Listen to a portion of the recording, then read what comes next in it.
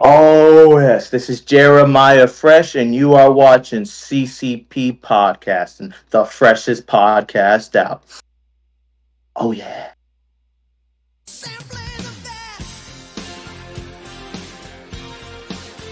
What is happening, friends of CCP Podcasting? Welcome to Beyond the Bell Live. I am Chris Page. That is the gimmicky man from the Netherlands. It's the gimmicky goth, and it is a Saturday early evening here on Twitch, 6 p.m. on the East Coast, and goth is like 2 a.m. over in the Netherlands. Welcome No, to it's midnight at this is it point. midnight? Okay, well I don't It's know why I wanted to midnight, give you yeah. 2 extra hours, but I did. How's it going, brother? You could give me all the time you want. Well, how are you doing this evening? I'm doing good. We both had a busy day. You're a little bit busier than me, but I just thought we started the day together and we finished the day together. What better way, I say. I did manage to get a little nap in. I'm not gonna lie.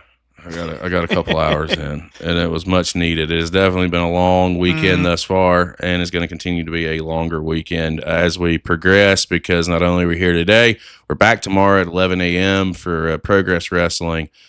We've got Dante from Prize Wrestling tomorrow at 4 p.m. for Beyond the Bell. We also have a Primal Pro watch party for the Terror Dome tomorrow night. It's going down, but we can't get there without going through tonight. Before we bring our guest in and we get started, November the 22nd, our live events are kicking off in Orlando, Florida. We've been talking about them, and now the time has come. We are knocking on the door of our debut for our live events. It's going to be fun times. Got Kikoa taking on Matthew Ennis, and I have a surprise, wink, wink, in my back pocket for that show on the 22nd. And I have an even bigger surprise coming to us on the 31st of January that I'll be dropping in short order. Goth, what are you thinking about our live events? And of course, we're going to Southern California in March. I'm so excited. I mean, the first show is already looking like a great show, match-wise, and the plans that we're having that we cannot yet reveal for the next few shows are even bigger. So I'm really excited about all of it. It's going to be a great time. Just stay tuned, folks. I'm telling you, it's going to be one of those rides that you're not going to forget. Speaking of rides, takes us to our guest this evening for Beyond the Bell. Goth, I'm going to drop a little history on you. July 20th, 1969. The United States landed on the moon. October 20th. I wasn't born yet. Neither was I. October 25th, 2025. The moon lands on CCP Podcasting because our guest today comes to us from Millennium Pro Wrestling. He is a pillar, the man himself, Mr. Daniel Moon. How are you, sir? Welcome to Beyond the Bell. Thank you. Pleasure to be here. Thanks, Chris. Thanks, Goth, for having me. No, man, it's our pleasure. You're welcome. Goth's been tickled pink since I dropped a graphic that said the moon was landing a couple of weeks ago in our server. So it only was fitting that I had him on the show here tonight because it's fun times, especially knowing that we get to sit down and hear your story and your journey through Millennium Pro, because we stumbled into the Millennium Pro's product earlier this year, and it has just kind of engulfed the channel, really. We throw an MPW stream up, and it seems like we hit triple digits every freaking show in some form or fashion. It's unreal. But to know that your lineage goes back deep in the history of MPW, I feel like I'm going to get a history lesson, and I cannot wait because I love learning, and I love learning more not only about our guests, but your run in the industry thus far as a whole itself. It's going to be a fun time. I can't thank you for coming in and sitting down with us tonight. Oh, it's a pleasure. I'm excited. Well, Goth, say hello to Mr. Moon, and then we'll dive in. Welcome. Good day, sir. We are so very privileged that you are here, and I'm looking forward to what our conversation will bring, and to all of our fans on the chat who will be watching us and hopefully asking some questions as well. So, yeah. Absolutely. If they jump in, they'll be more than welcome to ask you questions. We'll get them worked in. Just don't be that guy. Don't be that girl to be a prick and get thrown out of the chat. Listen, I like to start these things off at the top, man. And for me, it's where do you fall in love with professional wrestling? Where does it intersect with you? At what point in time, did you start watching? And who were some of those guys that drew you in that started your fandom? Well, I'm a 90s kid, so that, puts me in the hottest period of pro wrestling. Yeah. And it was first sort of introduced to me as this, like, kind of larger than life thing. I didn't quite know, almost like there was an insider's club. Because one day, I was very, very young, maybe like 6 or 7, and there was a couple kids on like the playground, and they were talking about WCW, and I had no idea what they were talking about. But you know, elementary school kids, they get clicky, and that's the only time I ever felt like, oh, I'm the outsider here. And they got like this like secret club where they watch wrestling and then they talk about it. So, wanted to be included. I asked, like, what are you guys talking about? What is this? How do you see it? And they're like, oh, just watch at this time, and be ready for something crazy. I'm like, okay. So I put it on, and I honestly don't remember what the first thing I watched was, but the thing that's kind of burned in my memory, and I have had such a hard time finding this, is main event. It was Ric Flair versus Macho Man Randy Savage, and I just remember like the spectacle of it all. Like Macho Man came out, he looked super cool. It was that era where he had the thunder glasses and bandana and aligned perfectly. So that's my Macho Man. And then out comes Ric Flair in this like elegant robe with like 4 women, and then on top of that, like the referee is like his buddy. This is Little Nate era. Yeah. Of yeah. Shout out. And then I think it was like Arn Anderson, like special ringside like timekeeper or something like that. Mm-hmm. And I just thought like, all the odds are stacked against Macho Man. What's gonna happen? Like that drama is just like pierced as a core memory. And for the life of me, especially because WCW did these big matches on TV like randomly, I've had such a hard time trying to track that down, because like if I could watch that again and like get a little bit of hit that nostalgia, yeah, man, wonderful. That sounds like early Watch party. Nitro era of WCW.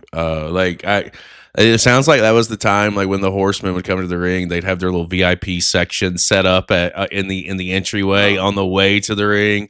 I remember that era. I was a kid at that point. I was probably like 16, 17. I was probably just thinking about getting into wrestling at that point, to be perfectly fair. Wow. As cool. 17 was when I started. I was a senior in high school. Whoops. Yeah. And you weren't. No, it was a no in my area in my time. But yeah, it was. Those were fun times, because like to me that was like when storytelling was really deep, and even through like the mid to late 90s, which is kind of cool that you're attached to MPW, because that seems to be a really good draw. There is the deep storytelling aspect that you guys have on a weekly basis. So as you get into your fandom and you decide to maybe take this thing to the next level, what does what does getting into training look like for you? Did you start at the Millennium Academy, or did you get in elsewhere? Oh. Okay. I got in elsewhere. So I started training with this. Oh, actually, we could even take a step back before that. Sure. I think at like around 10 years old, I had it in me of like, I want to be part of this. I want to at least learn how to do it. And being a bit of a naive 10-year-old, I was like, okay, well then I wanna learn how to wrestle, and I put in all my like focus of like I want to be an amateur wrestler. So in high school, that's where I started learning, collegiate wrestling. Mm-hmm. And uh, I was motivated because I heard these stories about how Eddie Guerrero, he used to be a wrestler when he was young, like at the high school level, and obviously you have Kurt Angle, and then you start learning about more of the shooters. Mm-hmm. So and also to expose a little bit of how naive of a kid I was. I I thought, well, like maybe this is like just like how it starts, and then as you progress, maybe somehow there's a bridge over into professional wrestling. And I I always think it's funny when I say this because I started training at 19 and still very naive. Uh, I didn't. I I heard that wrestling was a work. I'm Mm-hmm. like, but I didn't want to believe it. It's Right. still real to me, damn it. Yep. uh, I especially with the time that I put in into training to be an amateur wrestler, I was like, well, it's got to be tied in somehow. They're doing real holds, Mm-hmm. and they're just massive, and that's why it's so hard to get out of them, and it's not as quick and snappy as amateur wrestling. So not until the very first day of training did I accept it was a work. I always thought it was even now when people say, "Oh, it's fake," yeah, let me just go two things: go run the ropes for 4 minutes, and then take a couple of back bumps and tell me how fake that is. Yeah, your body. It hurts. It ain't. Yeah. It's easier on the outside looking in than it is being on the inside looking out, because not only on just the body side of the equation, the mental side of it as well, and just there's a lot that as fans will never quite understand, and that's to me it's like nowadays when I sit back and I watch people be very evil on social media, it's like why are we doing that? Like there's no reason for it. There's these guys are out here killing it, and they're entertaining us. Like I wish that we as a society would just be a lot nicer, because the saying, you catch more bees with honey, and you can make a Yeah. lot more magic if people would just chill the fuck out, and Yeah. let everything run its course. I Yeah. think I don't know what that has to do with anything that you're talking about, and why I felt like that I needed to insert that in there, but I did.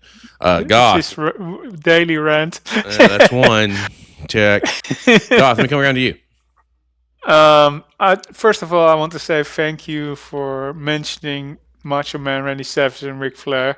I was a big fan of those two individuals, amongst others, and I remember the Macho Man Randy Savage versus Ric Flair match at WrestleMania. That was also a very amazing match during the WWF period. Yeah. So good shout out.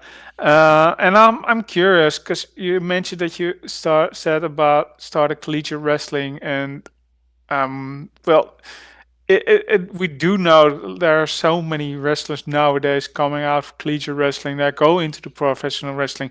What is the one thing that felt like you needed to adapt most from the collegiate days to the professional days? Is it the rope running? What is it? What felt you needed to adapt the most from? Um. let me ask for some clarification. As in, like, what tool did I get from collegiate wrestling Well, that applies more, or what you're accustomed to from collegiate wrestling into the professional wrestling, because there are some similarities, but it's so different. I think what he's trying to To ask you is like what were some of the strengths that coming in as a collegiate wrestler when you got into the ring versus what were some of the weaknesses is what I'm hearing out of it. Like, and what was like yeah, something that may have been a little difficult for you to grasp coming from the collegiate side into the professional side, if yeah, that makes yeah. sense. That's what I meant. yes, yeah. So as far as some of the advantages, to start off with that, it is a lot of stuff that ended up taking for granted once I started training and didn't again. I'm kind of a not naive and a little oblivious in my younger years, so I took for granted that uh, not all my classmates knew how to lock up or grab a waist lock or grab a front chancery. Like those things, I drilled them over and over and over, so that was really easy to me. So like learning some of the fundamental holds and what it feels like to be in them was a massive advantage. As far as disadvantages, man, this is something I'm trying to fix now. Trying to brush off some rust is uh, pacing in amateur wrestling. It's fast, it's hard hitting, it's aggressive, and it's pretty much that the entire time. Opposed to professional wrestling, it's dramatic. So there's peaks and valleys of a well structured match. So trying to know, uh, not know, just remember. Okay, both remember and then at first learn when when is go and when is slow down. That was hard. And I'm still trying to remember how to slow down now. That's the it takes me back to I always say that and I always tell this story. I haven't told it in a hot minute because I would tell it all the fucking time and I feel like people would get tired of hearing it, but I haven't told it in a minute. It's like back in 2020, 2000, and 2000, 2021, 2001, excuse me, not 21, 2000, 2001. It's sometime in that area. I was working with the Rock and Roll Express for like 2.5 weeks. And the first night we went out and I was working with Ricky and we get to the back and he was like, you need to slow the F down. And I was like, I don't know what that means. I'm 18 years Wow. old, 19 at best. Like I don't get it. And I tried to explain it to him. I was like, help me understand. And he, throughout the 2 week run, by the time we finished our last match on the loop, he came back up to me and he was like, that's what I'm talking about. He's like, you learn, and he taught me. He taught me what that meant because I didn't get it. I was like, why? Yeah.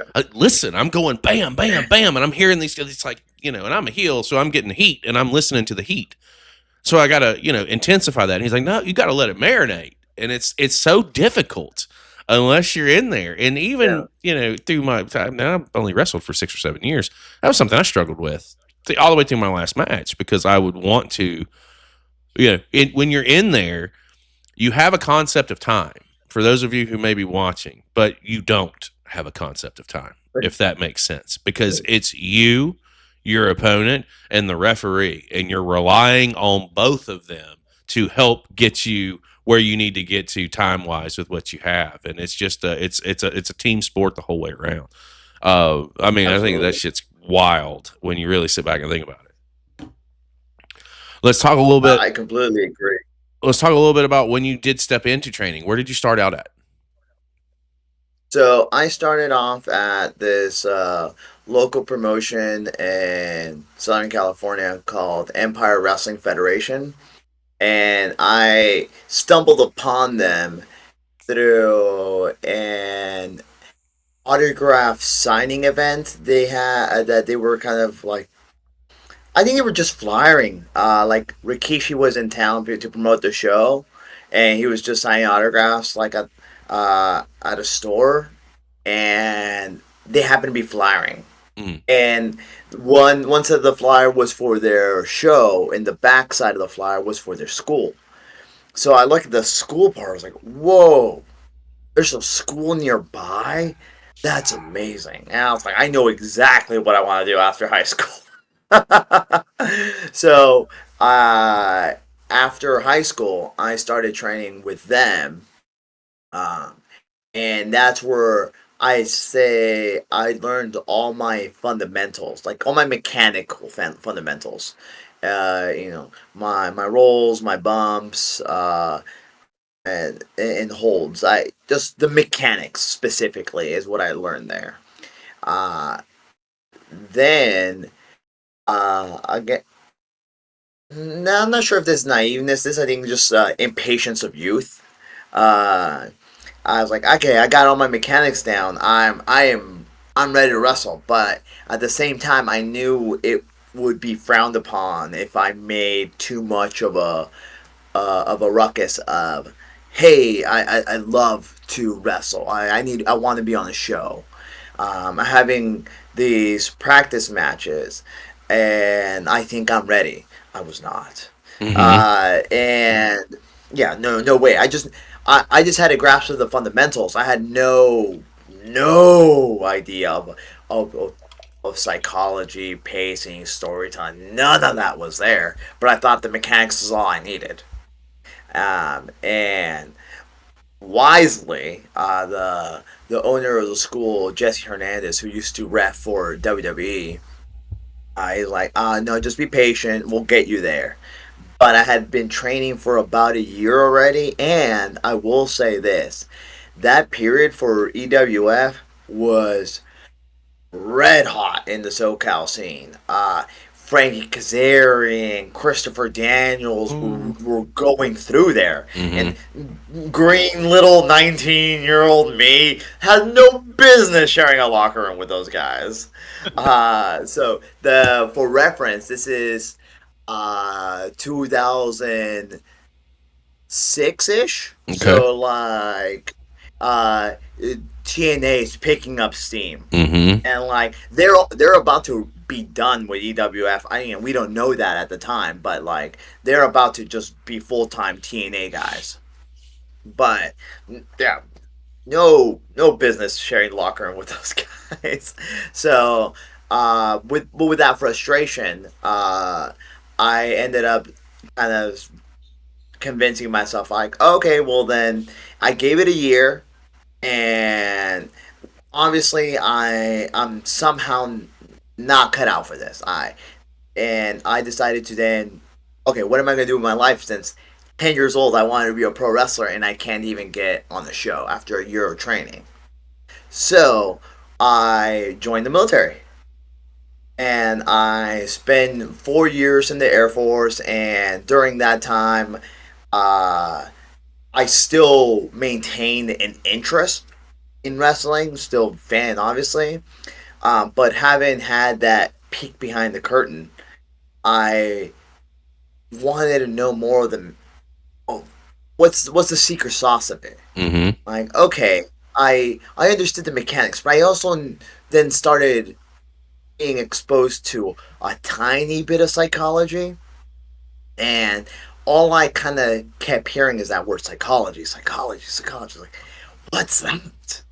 And now, being totally detached from wrestling and in the military, it became kind of like my niche interest. Like, what is wrestling psychology? And around that time, I think RF video or kayfabe commentary is one of those like shooty Mm-hmm. platforms were releasing a series of like, I forgot what it was called.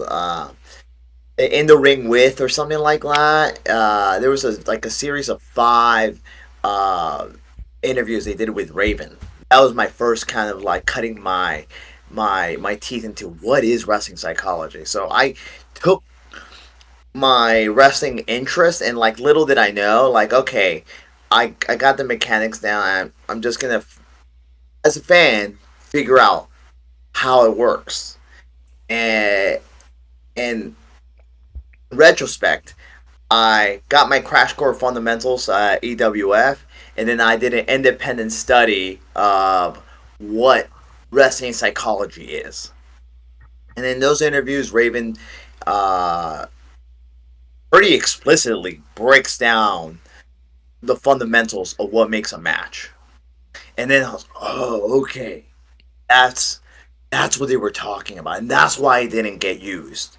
And obviously now TNA is red hot in a period where I would say WWE was not doing so well, and TNA was in an upwards trajectory. Now I'm seeing all the guys that ran through EWF, like, oh, there's Kazarian, there's Christopher Daniels, like, holy cow, like, yeah, I had, again, realization, then acceptance, like, I had no business being on the show with those guys. um, so, I went on and sought out more what storytelling is. I went and, like, kind of on a broader spectrum of, like, what makes a good movie then? What makes a good TV show? And finding out about, like, the fundamentals of writing and the hero's journey in kind of literature. And then I was like, oh, okay, it's all starting to kind of click tiny bits. I thought I was like, oh, okay, I get it now. And I was pretty content with just knowing and being able to be an observer and enjoy it on a different level, if that makes any sense. And from then on, I finished my time in the service. I met my later to be wife, and she had gotten accepted to a University of Northridge, and that is the neighboring town to Chatsworth, where MPW currently runs. So from there, now I'm in that local vicinity of MPW. Moore Park was about maybe 30 miles away. And now we're getting closer. And we catch wind of a wrestling show happening. And through a mutual friend, like, oh, Daniel's a big wrestling fan. Like, he was not.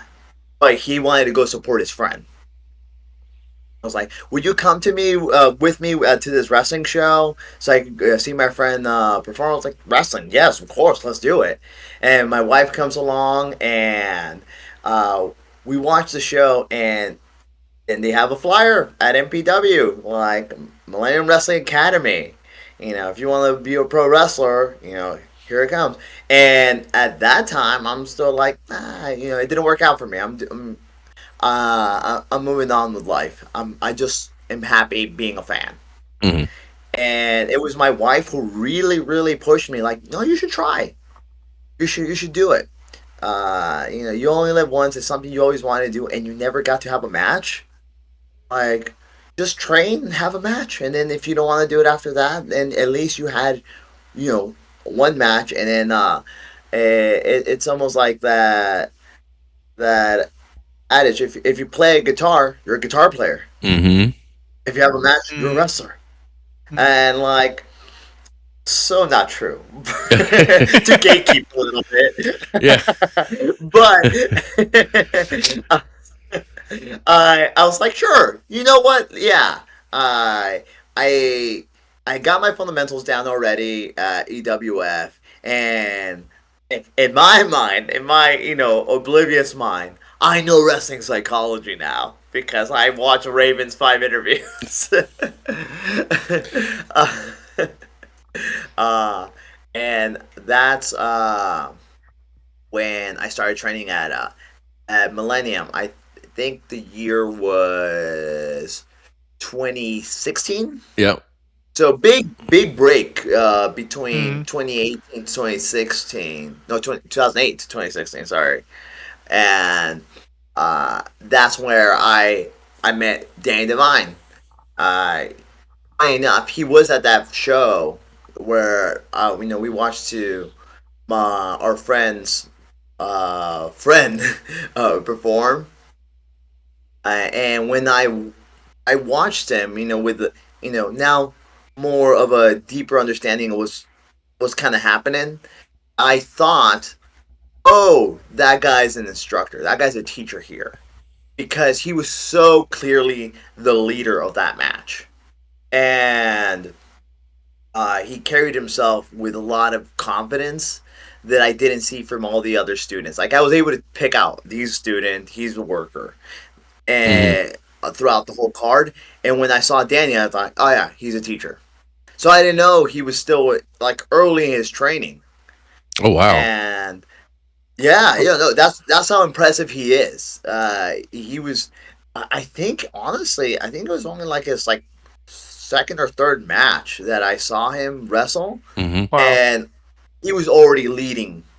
And now me and him kind of both share the philosophy that green on green is a crime. But at that time, where MPW was as a promotion, there wasn't a whole lot of options, to fill out a card. So okay, well then Danny's capable enough. He could lead the other student through this, and he did. Me with a little bit of understanding was none the wiser. So a casual fan who hasn't devoted themselves to studying it wouldn't have been able to tell. Well, a couple of things that you say. First of all, let me go over to our chat. Old fella Chuck, old Chuck Mercer, old Bartime Brawler, Moon's so goddamn good. Yes, he is, and we're getting there, sir. A couple of things that resonate with me when you talk psychology. I'm drawn to you. Raven's a hell of a guy. I go to Jake Roberts, and there was an interview, and it's like one of those things that you don't know why you remember certain things from certain people that you take away stuff from. Like with Roberts, it was an interview that he did with Vince McMahon on a Tuesday Night Titans, and he was talking about how as a man, I can sit in front of a room and speak in a normal voice. I don't have to scream and holler or something like that. Or if a man has enough power, is what he said. He can I can stand in front of a room and don't have to scream and holler, and everybody will listen, and everybody will hear me. And he never did. He never raised his voice. He never went above this pitch. It was so cool to sit and see, but that's psychology.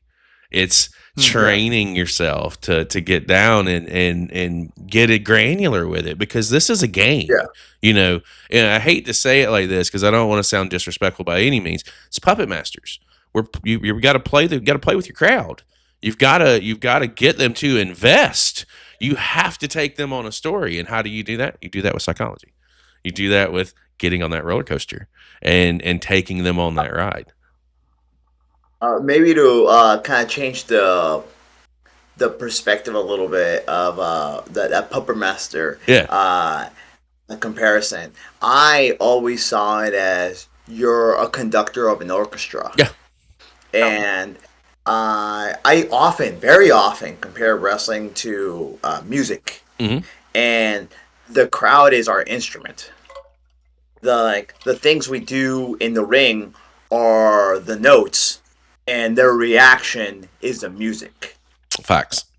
Yeah, the Puppet Master. I was thinking horror because Halloween season's right around the corner, and I literally watched Puppet Master. When I went to take a nap, that was on TV. How I fall asleep with horror movies, I don't know, but I did. And the second thing that the piece of that I do want to at least point out and acknowledge, huge shout out to the missus for encouraging and saying, "Hey, go give it a shot." I think that's cool as shit. And anytime that you have that kind of support, it does make things a little bit easier, because professional wrestling's not easy. It's not. It's, especially when you're out there trying to do something that only 2% really are gonna be able to do, and that's to make up some serious fucking money with contracts, et cetera, et cetera. But that does not mean that you can't get out there and you cannot make a difference, and you cannot carry your area and carry your states and carry your other things and leave a legacy that other people are going to be like, that guy. I remember that guy. he came in and did this, he did this, he did this. With Millennium, it's funny that you say that Danny, your first match there was, he's a teacher. He's fucking second match. That guy's criminally just insanely talented, and like I want to smack him for how talented he is at times because he doesn't give himself enough credit, and that's just my opinion. That's just off of my conversations with the guy in front of a camera and behind the scenes. I don't think he gives himself enough credit. I think that he is, as far as a mind is concerned, he's really, really good at what he does, and he's really, really good at telling stories. And as far as his work in the ring, like you can just watch and see that he gives a shit. And that's like something that exudes, but it kind of exudes from all of you guys too, which is something we'll get into here in just a minute. But in those earlier days of MPW, what do those look like for you when your missus says go do this and you say okay? Let's get to that step debut. Further. Yeah.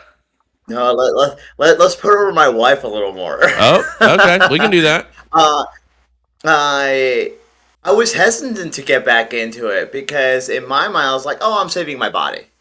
As wrestling is hard on the body. You know, we've all seen how like guys like Dynamite Kid ended up. Mm-hmm. And I was at least self-aware enough to know I'm not the biggest guy. So I have to perform in a very different way, and it's going to end up being more taxing on me than if I was, over 6 foot tall, over 200 pounds. So I was still very hesitant to get back into it. My wife went as far as to say, I want to try it too then. I was like, what? Okay. I was so, I'm not going to do it. And then she's like, well, then I'm going to try it. Well, I can't let you go by yourself. So she smart lady. Like forced my hand. I can't smart go. Lady. Because I know, like, also, she did not grow up as a fan. So I was like, you don't know what you're getting yourself into.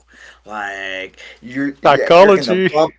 No, not even that. Like, you're gonna like she's a petite little lady. She's gonna bump and she's gonna explode. Like, she reverse psychology, bro. So she got you. Yeah, she got me. Yeah. So the first few months of training was.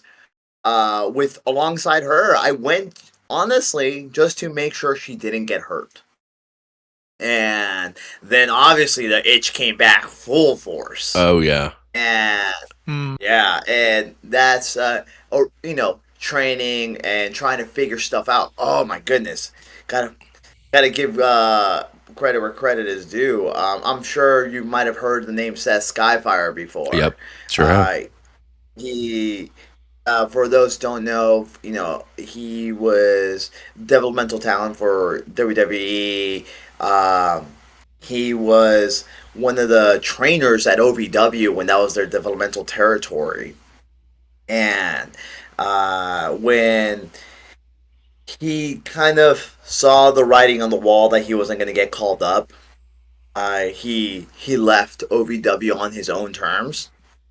And he made his way over to California for his shoot career, and the itch never leaves.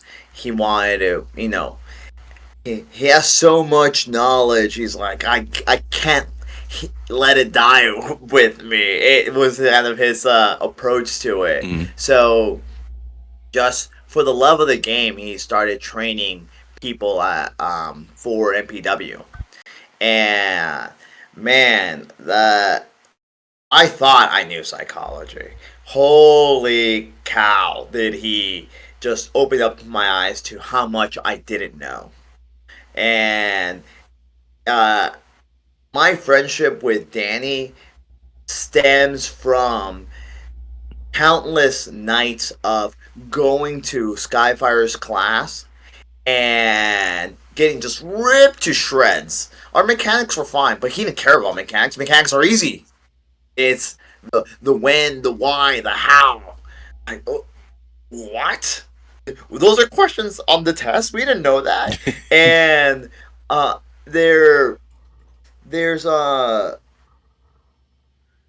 in anything there's levels to the game. You can't take uh a physics class, college level physics class, without having to go through basic arithmetic, geometry, algebra, and then you build up those in between classes so you can understand what they're trying to teach you in physics, correct? Mm-hmm. But we have Seth Skyfire. He only speaks in physics, and me and Danny are only speaking in like basic arithmetic. So we would spend so many nights after training at In-N-Out or burger restaurant, just trying to figure out what did he mean when he said this, or why did he say this was good and this was bad, and it felt like every week we were just trying to decode a riddle. And not because Skyfire was trying to gatekeep the knowledge, it's because there was just such a wide knowledge gap that he didn't remember what it was like to break it down to fundamentals, because there's years and years of context that we're missing here. Mm-hmm. So that's where we started really trying to crack into a deeper level.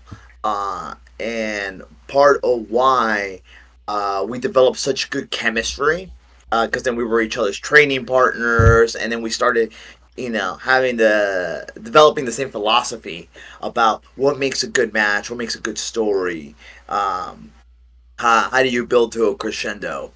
And even like now looking back, we still didn't get it. We were trying to so hard, but we weren't there yet. But in kind of the vacuum that was MPW, I would say Danny and I were kind of the standout students. And that's what our rivalry, that's what made our rivalry kind of interesting. Mm-hmm. And he was the hometown boy, and he was immensely popular for being the local boy. I always felt like a nomad. My hometown was miles away, and I spent the last 4 years away in a whole nother state in military service, so I lost a lot of contacts with everyone that was local. So I really felt like a nomad, a man without a home. Mm-hmm. So him being the hometown boy made him like the top babyface, and me being the nomad of sorts. That wasn't my character, but that's how I felt. Mm-hmm. And I thought, well, that slot's filled. So what could I do to kind of maximize my potential at this promotion? Well, then, what if I tried to be the top bad guy? So that kind of aligned with our chemistry and the way we approach wrestling. I think really fueled that era, the Moore Park era of MPW. Look over to our chat real quick. Danny Devine throws out the moon in chat, so he's in there. He's watching. Shannon, we welcome to the show. Wendy, welcome to the show. Says something about motivation. If that didn't get back in the ring, nothing does. I would imagine that's when you're talking about Divine. And Chuck says, much love to Seth Skyfire. I dropped in our chat that I actually have a bone to pick with In-N-Out Burger. I just thought I'd throw that out there. On my trip to SoCal, Divine sends me a text. He's like, "Gotta try In-N-Out Burger." I was like, "Okay, cool." And then there happened to be one, right there, and I did. And I was not impressed. I was not. It wasn't until I got back here to Florida. One of my employees who works for one of my technicians tells me that there's and you live out there, so this is and don't lie to me. I'm a big boy. You've seen me. I like to eat. Are there hidden menu items at In-N-Out Burger that they do not publicize to fucking out-of-towners that come in? That's their whole thing. Is it? It is? That's the gimmick? That's the gimmick. It is the gimmick? You got to know the hidden menu? They had the secret menu. I don't think I've ordered anything from the regular menu in years. I don't fucking know it. So okay, so this is real. I'm so sorry. For the longest time, listen, Harry's wife, that's Shannon. Harry is my coworker who told when I came back, he was like, "Oh my God, you had to have loved In-N-Out Burger." And I was like, "No, I thought it was terrible." I asked for bacon and the dude looked at me like I was fucking crazy. And I was like, "No, I could have got this around the corner." And like his eyes got so big, and he's a big fella too. So we know food. His eyes got so big, he said, "I am so sorry I failed you. You didn't order you should have ordered this. You should have told them this is what you wanted, blah, blah, blah, blah." Okay. All right. Well played, In-N-Out Burger. I shall get you back in March. So go ahead. First of all, let me defend In-N-Out real quick. Can't let this sit real. Okay. At the end of the day, it is a fast food burger. Sure. So taper your expectations. It is a fast food burger. Absolutely. So, because I think a lot of the mythos and legend of In-N-Out gets blown out of proportion. I love In-N-Out. Love it. Well, yeah, but, because you know the hidden gems. Well, no.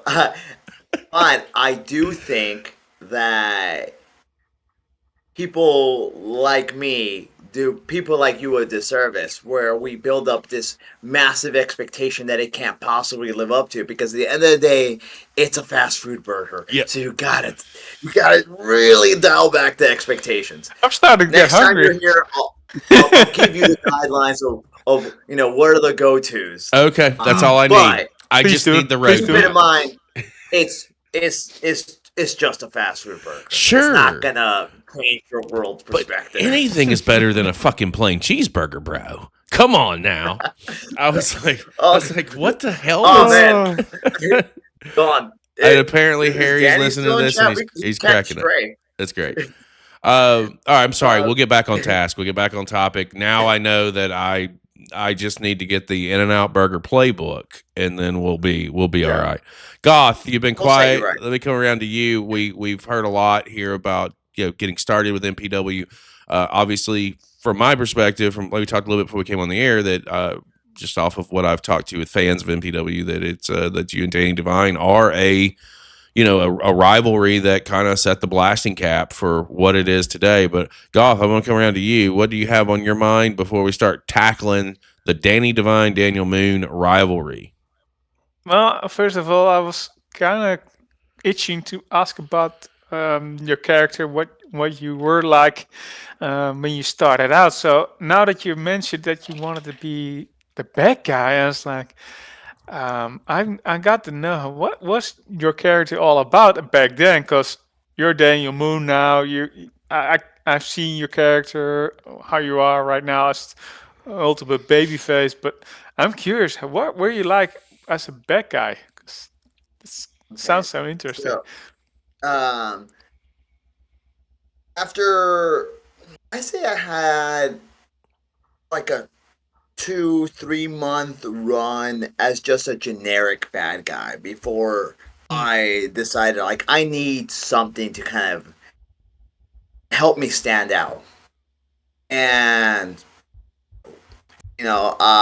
back to that core memory of watching Ric Flair come out with a robe and that presentation and all that pageantry, I thought, I kind of want to be like Ric Flair in presentation. Please tell me you have blonde hair. No, I never had the courage to do that. Mostly because of the upkeep. It seems like a nightmare. But that was also, definitely a few years removed from this angle that TNA ran when Ric Flair was mentoring AJ Styles. Mhm. And AJ Styles, for a minute, was coming out with a robe, and he had his own version of the Four Horsemen. And I thought, I want to be AJ Styles' version of Ric Flair, where kind of a throwback presentation, but a more of a modern day way to work.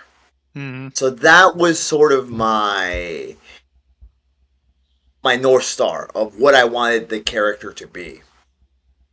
And I don't know if I quite accomplished that. I back to putting my wife over. She handmade me my robe, and it had it looked a lot like Ric Flair had a robe that the sleeves made a cape. Yep. I have that. Yeah, because I thought like, oh, people have robes, but no one has that robe, and she made it for me, and I wore it so much. It was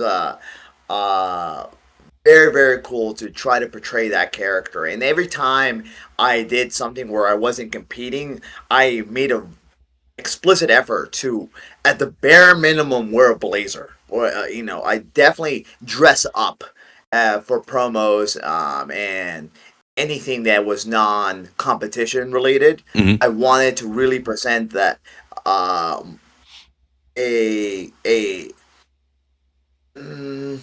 now I wouldn't say snob, but you just subtly put like I see myself as above everyone else. I'm more of a professional, um, uh, more of a throwback in presentation, more modern in execution.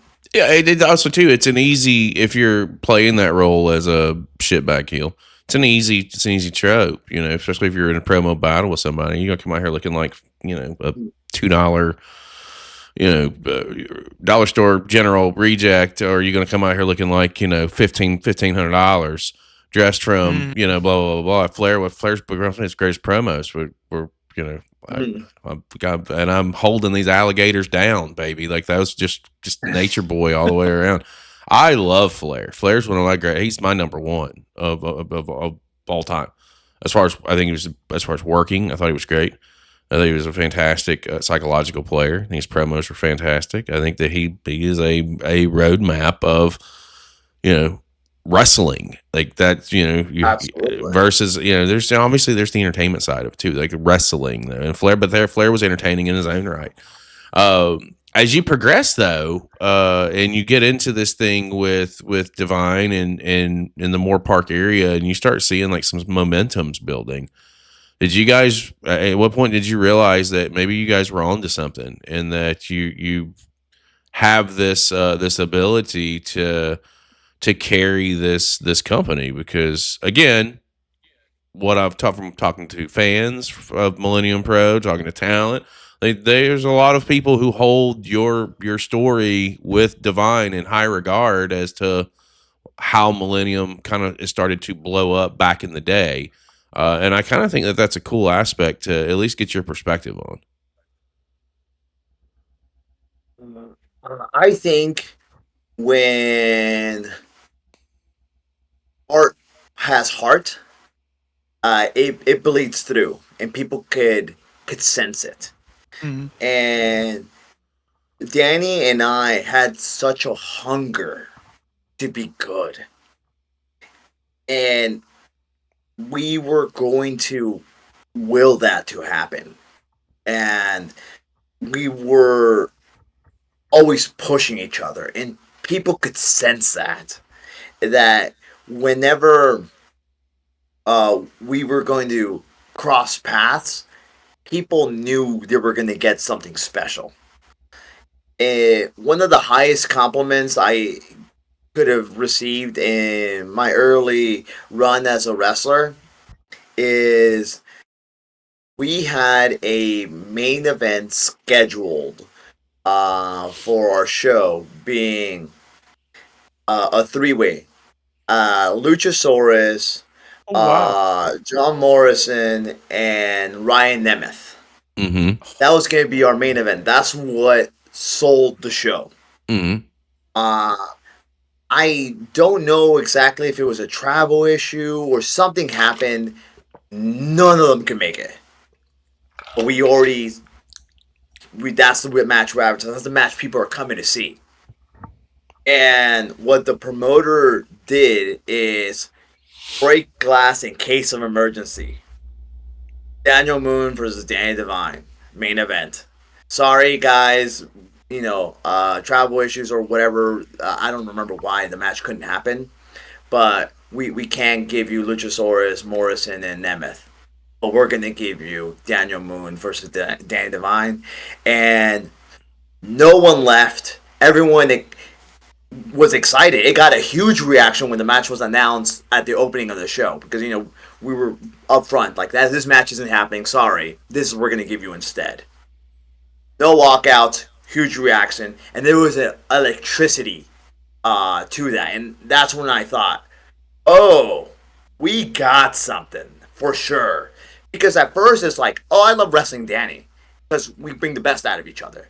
But having that moment in that scenario was special in the sense of kind of understanding what we have. It's that's like, amazing. yeah, that's that switch. Like only you know when it goes off. Only the performer or you, the wrestler, knows when that moment happens. When it's like, oh shit, this is now real. This is, I only had a couple of those moments through my run, but when they hit, man, they hit, and it was like, that's how, again, levels to this shit. Now I know how to get here. Now I know how to ascend to this level. How do we get to the next level?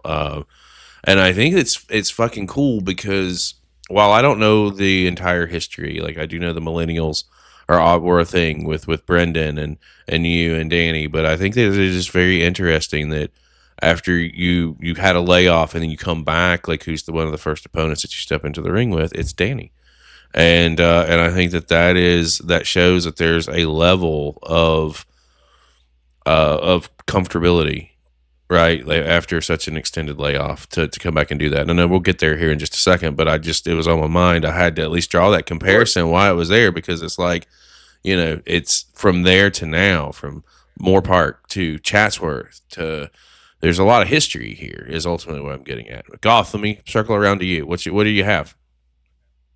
I just, I'm just soaking everything in that you've been telling of the whole journey. It seems like that you and Danny just were just being pushed together as this whole thing. Because the first match, the rematch, every match that you've had with Brendan and stuff like that. It's something that I feel like it's sometimes things just meant to be, like me and Paige and doing and all the others CCP podcasting. It was meant to be because of all the people that suddenly get in contact with us and stuff, and we get in contact with them. What is from all the matches that you had before you had your rematch with Danny Devine? What was your most memorable moment with sharing the ring with him? Oh man, there's so many. Good question. I know. It's like I feel there- like there is such a library out there of Daniel Moon, Yeah. Danny Devine that I think we should like just go back and watch. I think we need to find it. If We Divine's should still do a in chat, rivalries or something. yeah, he needs to send me all of Man, them. If he's got them, we'll sit down and watch all of them. I don't give a shit. But I go ahead. do think some of that footage may have been lost because some of the hard drives where our archive was being held, for, especially from the Moore Park days, I believe they were corrupted. So Oh, some of that footage may just be Oh lost man. to, yeah. But I do know some of it is still kind of around. Um, one, I think it might have been from our second or third matchup, as far as memories with sharing the ring with Danny. Uh, it I remember it it was one of the matches when his dad came to watch him wrestle. I took that very, very seriously because his dad is not a wrestling guy. He uh, very straight laced, like wrestling is kind of nonsense, but I'm gonna go support my son. And I thought like, oh wow, like we have to bring it. We have to really make sure, yes, do a good job, but like I don't know, there's an added pressure that his dad was coming. um, and I know we had a crazy idea of like, hey, I've never seen this done before. Let's see if we could pull it off. And we had drilled it all week, and it was kind of like, I would say 50-50. We a specific spot that like we wanted to nail. And for context, because I'm sure it's been done now, but I had that time had never seen it before. It's putting him up in like that dominator kind of like position over the shoulder, and at the time he was using the code red. So my finish came from here in the Dominator, spinning him over into a GTS, the move I took in our return match. Yeah. And so I had him up here, and the idea was on the elevation before he flips, he goes in, takes me over with the code red. And I just thought that was such a crazy athletic feat. If he could pull it off, like it would be special. And now his dad's coming to watch it, so like it's 50-50. If we mess this up, like we lose him as a viewer. But if we nail it, like he'll start buying it. Right. And we nailed it. It got a huge reaction. I remember it was one of the best bumps I ever took, not because it didn't hurt, but because like, oh yeah, we nailed that. That's one of those the crowd tells you as soon as you hit. So that's a real special like early memory. I think it might have been our second match where we had nailed that spot and his dad was watching. It was special because it was this thing I'd never seen. This thing we weren't even sure if we could hit properly with the pressure of his dad watching us. That was cool. Well, wow. You know, did you at least get an attaboy from him after it was done? Like, did he at least get that? Like, I mean, I got a little old school still in me that I can't quite shake off. I was the heel. I'm not gonna talk to the top babyface's dad. What if someone sees? Should have went smack. Hey, babe. So let me ask you this. You obviously have won championships throughout Millennium Pro and obviously throughout SoCal. You've I know these conversations and blink and you're an hour deep and you don't even realize it. But there's a lot of things that you've been able to accomplish with Millennium Pro. Let me get some of like outside of Danny. Let me get some of your favorite moments thus far. It doesn't necessarily have to be all with Millennium Pro, but throughout your career, and then kind of explain. Not necessarily explain to me, but you took a break for 7 years, which is a long time. I'm very curious about what led to wanting to take that break after we hear some of your moments that you just don't and won't forget. One of the coolest things I experienced through wrestling is the working 2 towns in the same day. That's such a cool old school thing that I always heard, the territory guys used to do. And at the time, there was this a promotion called Maverick Pro Wrestling, and they really, really liked me. And they always put me in great spots on the card, and they gave me awesome opponents. And there was one night I didn't realize. I didn't do this on purpose. I'm just bad at managing my calendar. um, I didn't realize I had accepting a booking for Maverick on the date that I was supposed to uh, win the strap at MPW. Oops. So I didn't want to cancel either one because Maverick always paid me well and they gave me good exposure and good matches, and MPW is my home promotion and they want to like make me their guy. Like, so that talk about a rock and a hard place. So I spoke to the booker at the time and I told him what was gonna happen, the situation I was in. They encouraged me not to cancel my Maverick booking, and I was gonna be the main event regardless because it's for the title.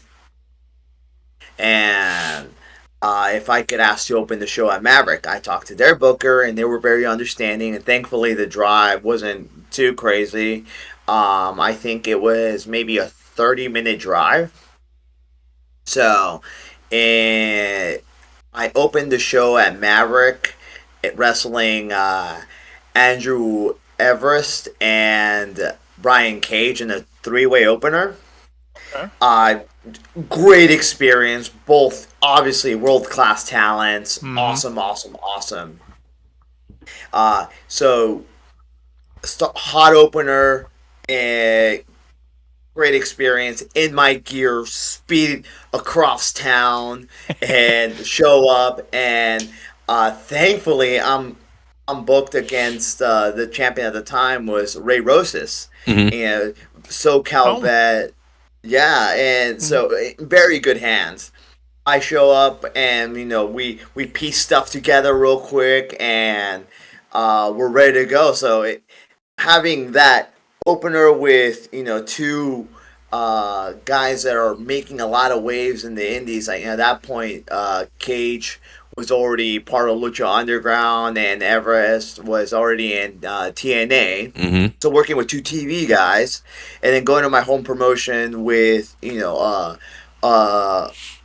veteran Ray Rosas, and he's putting me over for the title.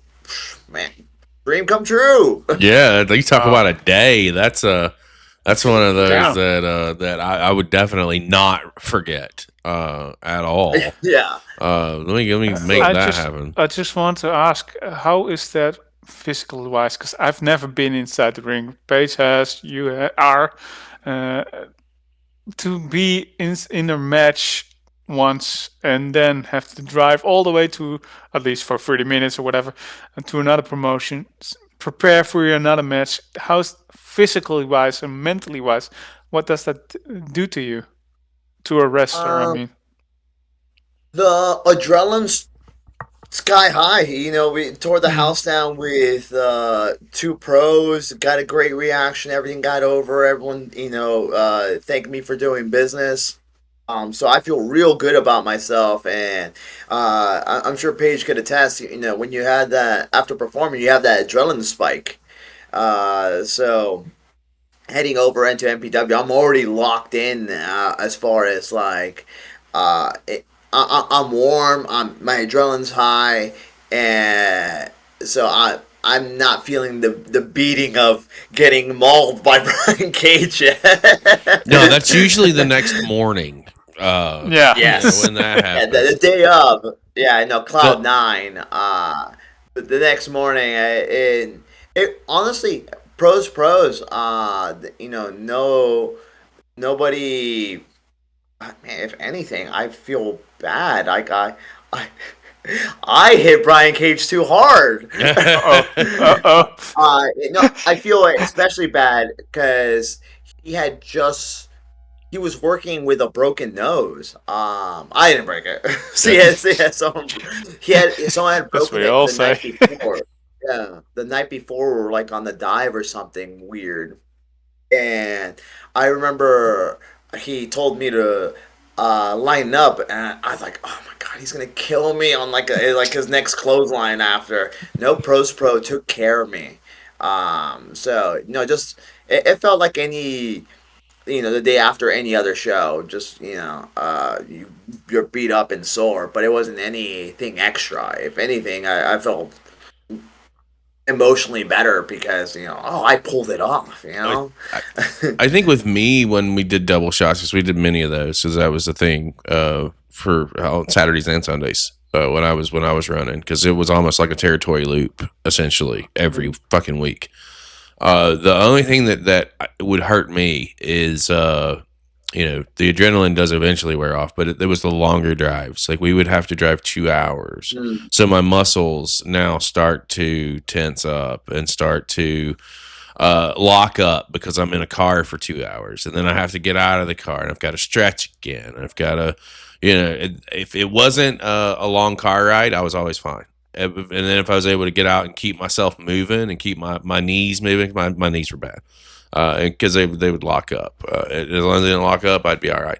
But that God, that was actually a good question. I didn't even think about that, and I don't think we've asked that question to anybody before. Because from a fan perspective, people might assume that, oh man, no, it doesn't hurt at all, or it's you're good to go. But there are instances where you can, your muscles can't lock up on you. But when you're doing stuff like that, I mean, I guess it depends on the situations. If I was in the ring with fucking Brian Cage and Andrew Evers. And go 20, we'll say 20 minutes. It will just just throwing it out there, and then I know that I'm about to go and pick up the strap in my home company, and take it off of another pillar of MPW. Really, and Ray Rose says, yeah, I think I would be amped up to probably like 16, 17, like Tony Montana had just snorted a whole plate or something. Like that would just be one of those situations. When you took a break, and I don't know why you took a break, but what led to your break from professional wrestling before you decided to come back into a general manager's role with Millennium Pro? What's all that? Well, the same reason most people stopped wrestling around 2020, I would say. Oh, that was called a pandemic. That would be exactly. It sure is. All right, that makes sense. So my shoot job at the time, I was a waiter at a restaurant, and we all know what happened at restaurants in 2020. So my shoot job went away, and backed up against the corner of how the bills ain't stopping.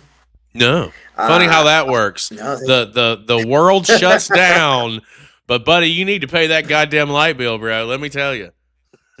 Yeah. So I took a job in executive protection, which is high-end security work. Okay. And the schedule was demanding because the at that level, they're very particular about the guys that they use, for assignments. And me being a veteran was the selling point for this company,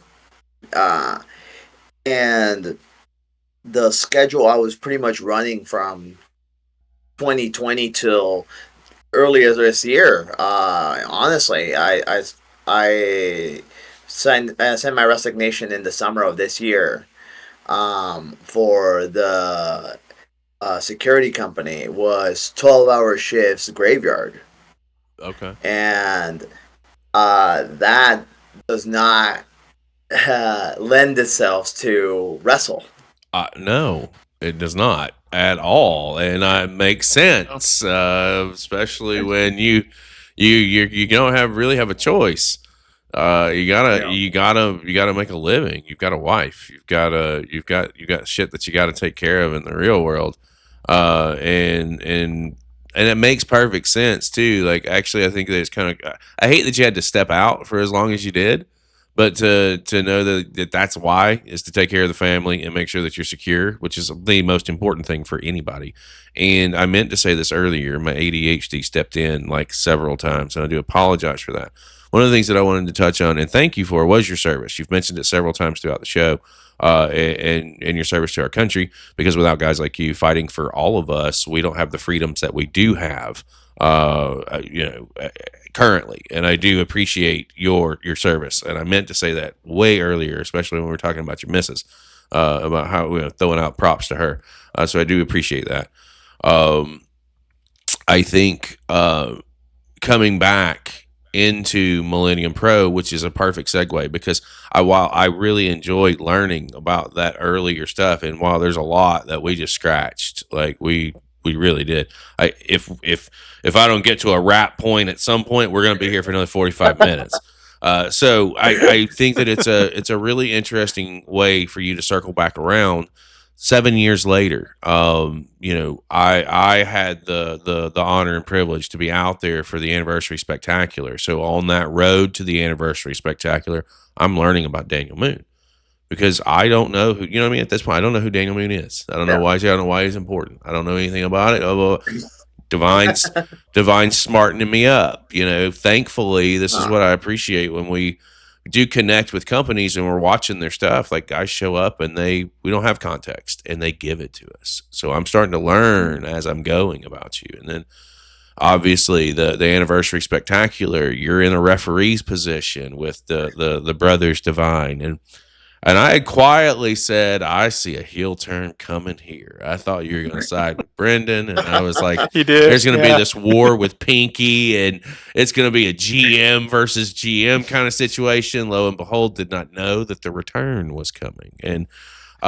we teased it earlier. You did return, and you stepped right back in there with Danny Divine.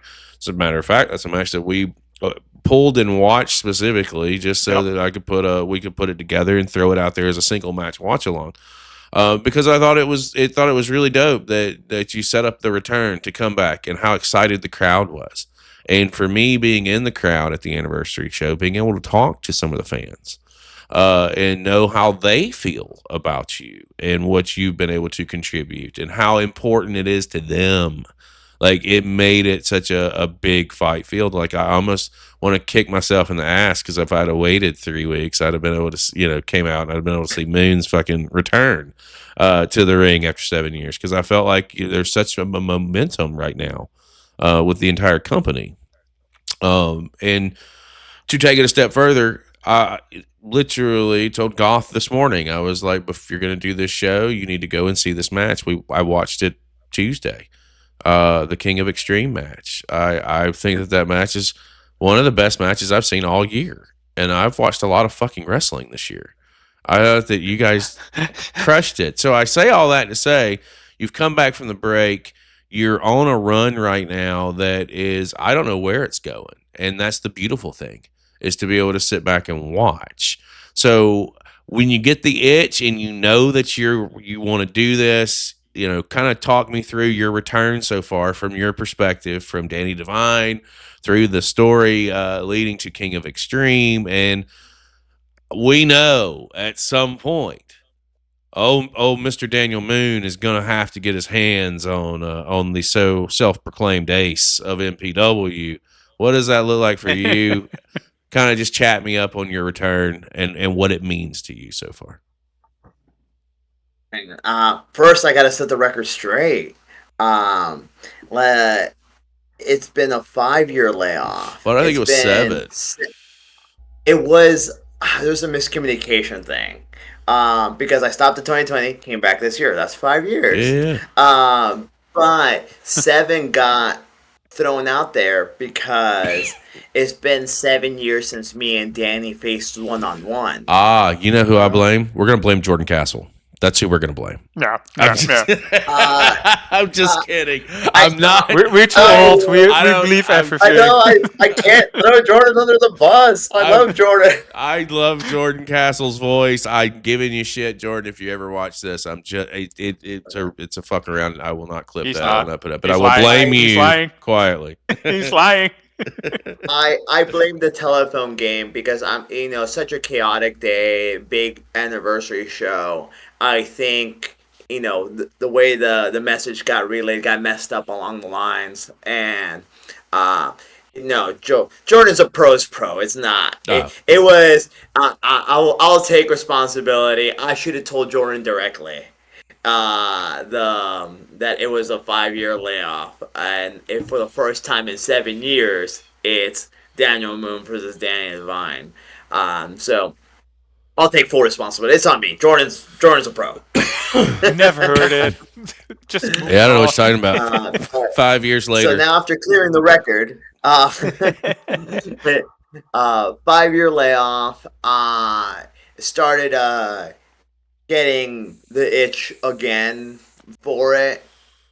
And while it wasn't the way I would have done it, as far as stepping away from wrestling and then coming back, I'm glad that it happened, because the whole time I never stopped talking to the friends I made in wrestling.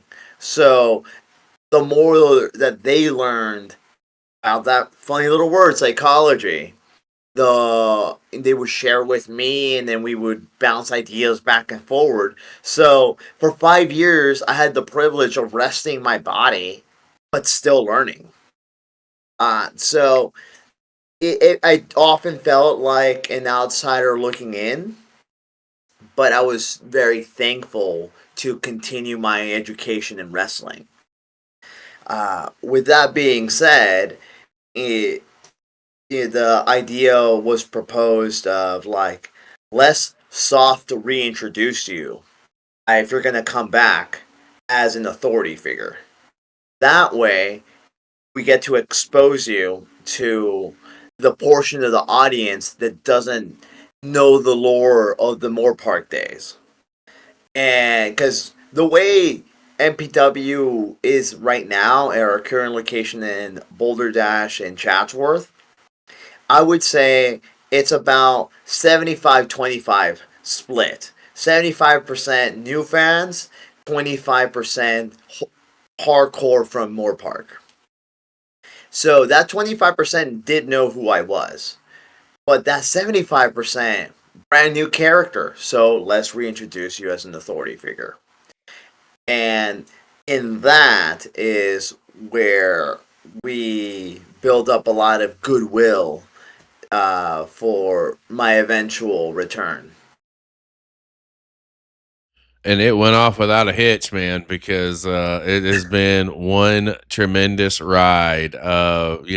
Moon landing when I knew you were coming back. So, peel behind the curtain. We've been talking. Obviously, everybody in Southern California knows we're coming out there in March. And when I was chatting with Divine, this is where the peel behind the curtain is. It's like I'm talking to him about some people that I want. Like I want to try and put on the show.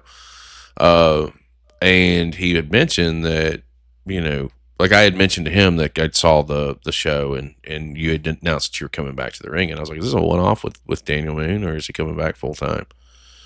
And he was like, well, I don't want to get into all that right now, blah, blah, blah. He's totally trying to kayfabe me. So that's when I hit you up. And I was like, yo, are you coming? I don't want to say that you're coming back, but are you coming back? Because if you are, I have someone I want to talk to you about it. And you're like, yeah, I am coming back. Awesome. What are you doing on the 28th of March? I'm giving you plenty of notice.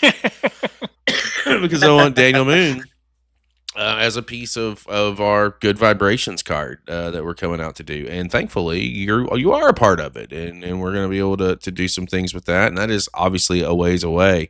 You've had some really cool matches since you've come back. Like I do want to talk about. We got to talk about this King Extreme match, bro. It was my first one. I am sold 100%. I think that this was the greatest. My Goth, did you get a chance to watch it today? Before I've watched it today. Yeah, I've watched it. It was amazing. You're a fan. So fans' perspective, your thoughts on the King of Extreme match, and if you could ask our fellow RVD or RV Moon, if you will. That's what they were chanting. Like, what, Goth, your perspective, what did you think when you saw the match? I sold the shit out of it to him this morning. I was like, you've got to see this. This is the greatest fucking match you're going to see all year. I'm not kidding you. What did you think, Goth? And then throw it over to me. What I said to Pace, because I did see the beginning of the show when he posted it, because like I said, I'm living in the Netherlands, so time differences.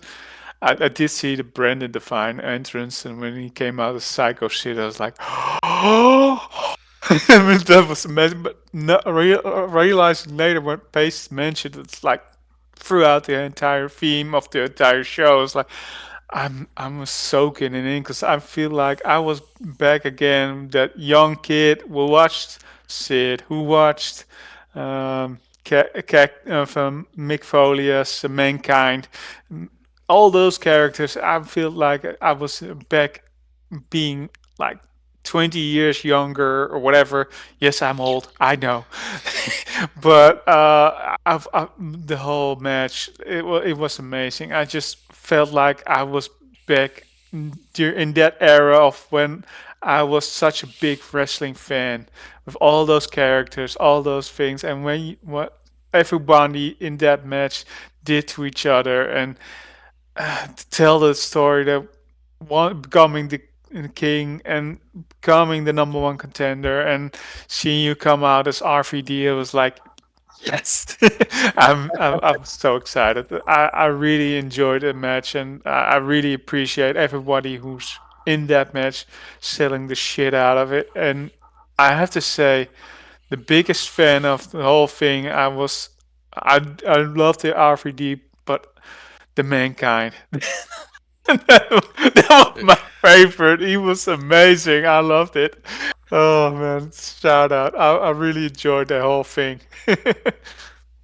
Wendy says in Thank chat you. that she'll admit that when she heard One of a Kind music and saw you in the RVD gear, she was excited and jumping out of her seat.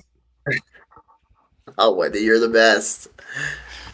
Oh man. Give me your thoughts on it. I want to hear your perspective because you guys put this thing together. I didn't know what to fucking expect, and I don't know if you've seen my reaction to it. I think I posted the link right before we came on the air not too long. I was watching it solo. I didn't have anybody with me, and I was losing my shit left and fucking right.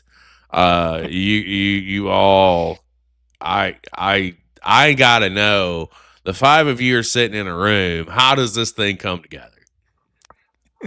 Well, man, let me go back a little further. Add a little bit more context. So, I was after working security for a handful of years.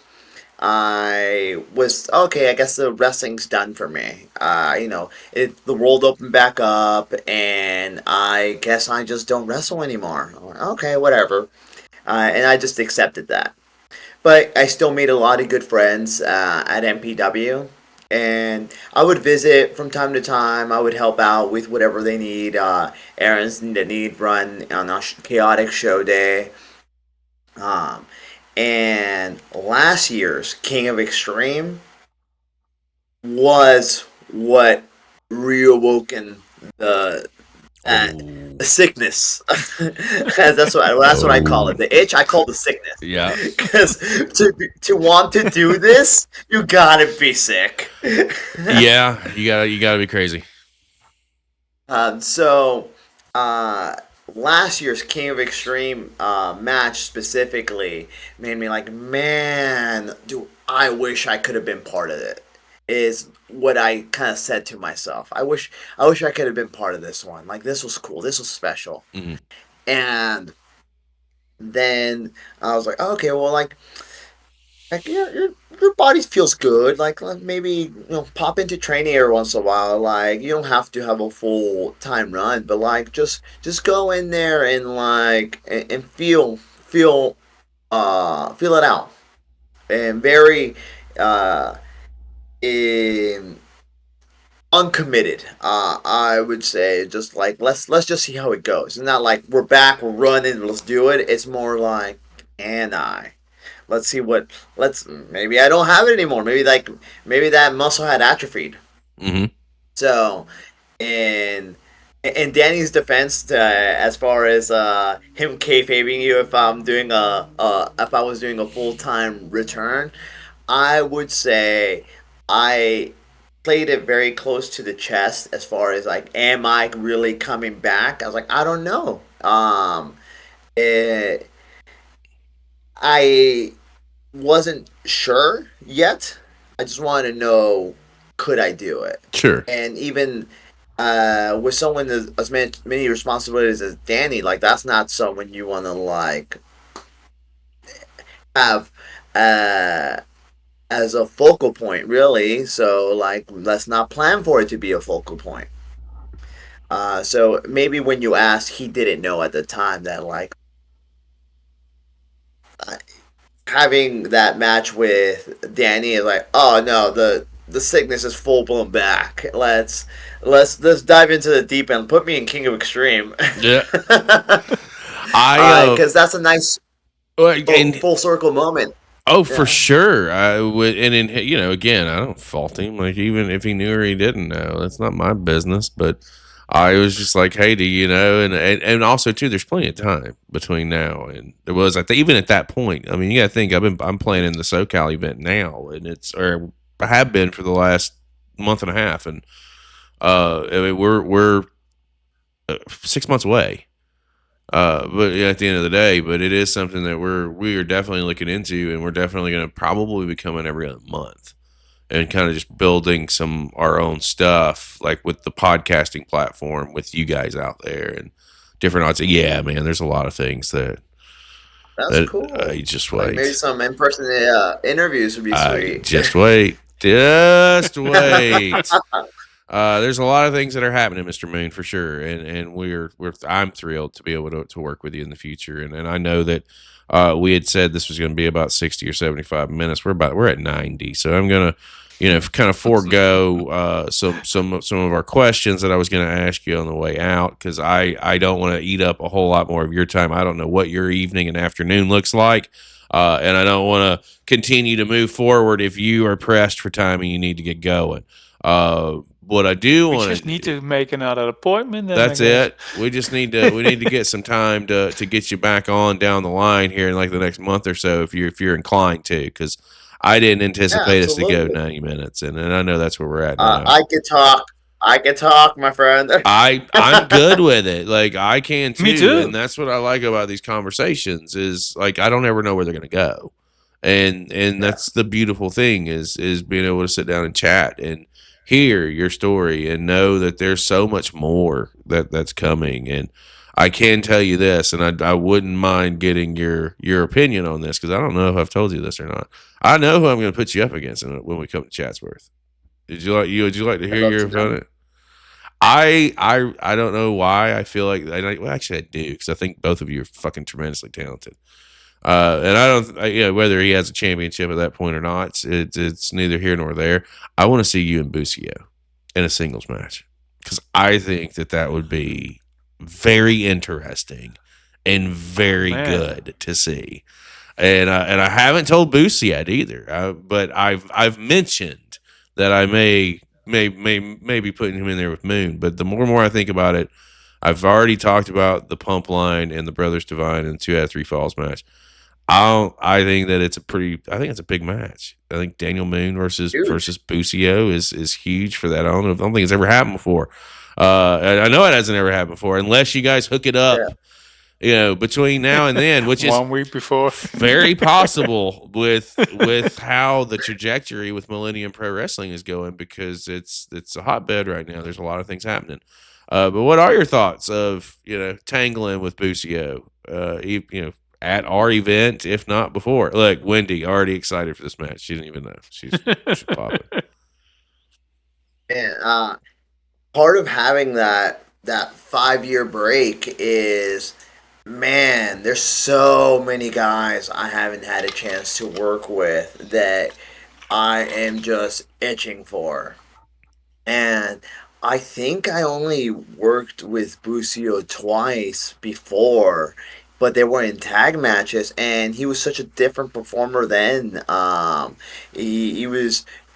I'm not sure if it was his very first match, like as it was like as a student show. I think it was a tag match, and we were on opposite sides. I remember working with him there, but like, man, like first match, that's not the same guy. And then a couple of years later, we worked in another tag match. Me and Brendan as the Millennials versus Dustin and Busio back when they were still going as 100. Yes, Team 200. Team Yeah, 200, right yeah. before the rebranding to Full Send. Mm. But even then, like such a different performer now. He is on a run right now. He is showing everyone why he is the MPW champion. And man, I I'm itching to get to work with him. I cannot wait. Make it happen. I Make it telling happen. you, that's exactly where we're headed. We're headed there on the 28th. He can lock that down. I think it's going to be a tremendous, day really for us as a platform and for you guys because that's kind of the evolution of where we're headed as a channel. We've spent the last year and a half kind of building, and now we're at a point to where we can start doing some things. And I'm a firm believer of saying thank you in different ways, and for us to say thank you is to say, hey man, we're gonna come out there and do a show, and we'd really like to have you on it, and let's see what we can do to make that happen. And we got a loaded lineup coming your way, to Southern California in collaboration with Millennium and Primal. I think it's going to be a fantastic event, and I think that you being a part of it is only going to make it that much more special. And I cannot wait. And I can't wait for you to chat further with you about some future plans that we have coming, towards Southern California. Um, we're gonna go ahead and get ready to close things out. So before we do, let me turn it over to you, sir, Mr. Moon. Is there anything that you'd like to say to the people before we wrap it up? And keep your eyes glued on MPW and Primal, as a matter of fact. Uh, MPW is on fire. It's on the best run it's ever had, in my personal opinion. There is nobody that is doing it like us. Weekly, story driven, and delivering in the ring, untouchable. And Primal is right on our heels. Like I love Primal. No disrespect to any of them. I always see them as our sister promotion. Mm-hmm. And they run bi-weekly. That's why I'm saying no one does it like us. Right. I mean, but they're doing yes, great stuff at Primal. yeah. Keep your eyes peeled And everywhere. But go ahead. yeah, I honestly think that MPW and Primal are the lifeblood of SoCal Pro Wrestling right now. I Wendy says it best for everybody. I love both shows, and I stand by with both MPW and Primal. And I'm in the same boat. I've not seen anything that would deter us otherwise. Goth, what would you like to say to Mr. Moon before we get ready to close it out, brother? Well, first of all, I want to say thank you to you for putting on some great matches since you've returned, and also thank you for promotions like Millennium and also Primal, because I'm a die-hard wrestling fan. I grew up with WWF, later WWE. Later, I also found out about WCW and all their lineage and stuff like that. And to be honest, with the whole thing that we've been doing, I've been sucked back into wrestling, and I've seen promotions all over the world. And when we first saw Millennium, I was like hooked on it. I believe it was Down the Rabbit Hole. I'm not sure what it was, but we were hooked on it. And to see what talents come out of there and from every other promotion that we have seen before, I'm so hooked in all what you're going to do and hooked on what's planned for everything in the future. And I'm just so glad that we found out about Millennium, and we're not going to let go, and we're going to follow every week and do so much. And just want to say thank you for making our life even more entertaining. It's an absolute pleasure. It's a passion project, and I Yeah. think that bleeds through. I think people sense the passion that every one of our guys involved with the show, whether it be production or in-ring or referee, commentary, all our guys are and girls and everyone involved is 100% there because they're passionate about putting forward a great professional wrestling product. Yeah, I totally agree. 1,000%. Like and that's a piece of what drew us in. Like I can see it. That's why I had to take a trip. I mean, that's just what it was. I think being able to meet you face to face prior to this conversation was fantastic, and I know that we're going to be able to do some stuff here moving forward for sure. And I definitely want to get you back on so we can finish our conversation. Maybe do another 2 hours. We'll see, I guess. I feel like go ahead. I feel like we just scratched the surface. We did, and it's okay. We Yeah. did. We'll get another date when here moving forward within the next month or two, and we'll come back around. That's the beautiful thing. We're not here for. I think at this point you can attest. I'm not here for small commitments. I'm here for long term relationships. I don't like doing anything small term or short term. We have plenty of time and opportunity. The platform is here. We're not going anywhere, but it's time for us to use it for why it's here. And that is the easiest way that you can support is by sharing, and subscribing. In Mr. Moon's case, it's been on the screen right above his head, the entire show. Instagram's where you can find it. Daniel Moon _pro. Super simple. Hit that subscribe button. While you're there, head on over to Millennium Pro Wrestling. Hit the follow button there and give them a look and check out what they have going on. You also could head over to YouTube. You can catch their shows every Monday. If you're in the Chatsworth area, they are there every Friday night, 7 p.m., 7:30 p.m. usually-ish. 7 p.m. or is it 7:30? I can't remember. Usually doors at 7, bell at 7:30. There you go. Doors at 7, bells at 7:30. It's every Friday. And again, that show comes out every Monday night if you're over here on the eastern side of the states. At anywhere between 9 to 10 p.m. Eastern time, you can check them out there. If you're over on the SoCal side, that's going to be around 7 p.m. Eastern. Whatever your time zone. Mountain time. Isn't that Mountain time over there? General Mountain? Pacific. Pacific. Whatever. It's one of them. It's 7 o'clock your time. I've been in 4 time zones today. Give me a break. For Daniel Moon, for Gimmicky Goth, I am Chris Page, and we will see you next time.